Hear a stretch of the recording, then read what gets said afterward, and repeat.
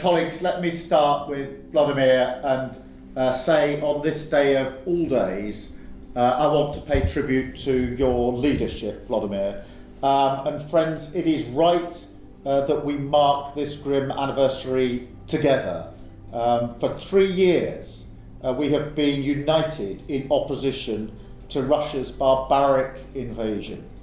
And for 3 years, we've been full of admiration for the incredible response of the Ukrainian people. Their voices must be at the heart of the drive for peace. And I want to be clear that I hear them.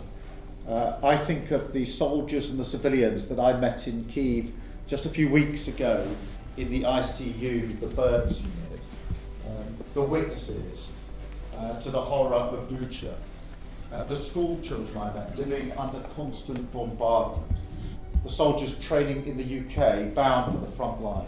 Their voices echo in my ears. They inform the decisions that I take and the peace that I believe that we must see. So I have a very simple, clear message today.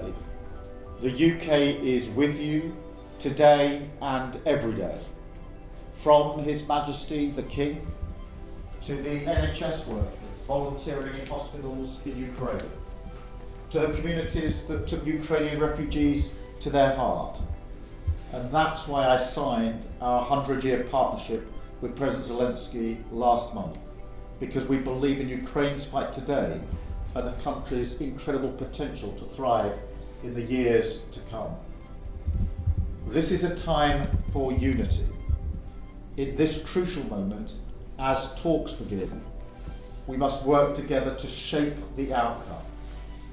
Russia does not hold all the cards in this war, because the Ukrainians have the courage to defend their country, because Russia's economy is in trouble, and because they have now lost the best of their land forces and their Black Sea fleet in this pointless invasion.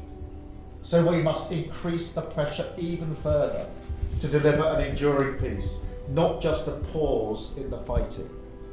And we can do that in 3 ways. First, by stepping up our military support to Ukraine.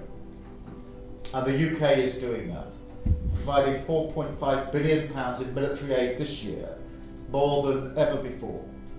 We're doing more than ever to train Ukrainian troops, helping Ukraine to mobilise even further. And we're proud to have taken on the leadership of the Ukraine Defence Contact Group. Secondly, we must keep dialling up the economic pressure to get Putin to a point where he is ready not just to talk, but to make concessions. So today we're announcing the UK's largest packet of sanctions since the early days of the war, going after Russia's shadow fleet and going after companies in China and elsewhere who are sending military components. Later today I will be discussing further steps with the G7, and I'm clear that the G7 should be ready to take on more risk, including the oil price cap, sanctioning Russia's oil giants, and going after the banks that are enabling the evasion of sanctions. Third, we must bring our collective strength to the peace effort. President Trump has changed the global conversation over the last few weeks, and it has created an opportunity. Now we must get the fundamentals right.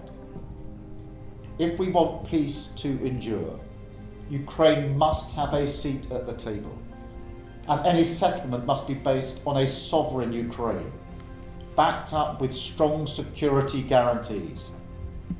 The UK is ready and willing to support this with troops on the ground, with other Europeans, and with the right conditions in place. And ultimately, a US backstop will be vital to deter Russia from launching another invasion in just a few years' time. So we will do everything we can to get the best outcome for Ukraine and for us all.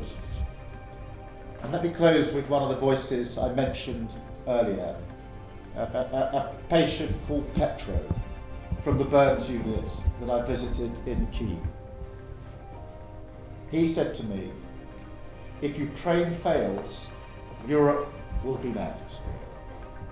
That is what is at stake here. That is why we will always stand with Ukraine and with our allies against this aggression and for a just and lasting peace. Slava Ukraini. Thank you.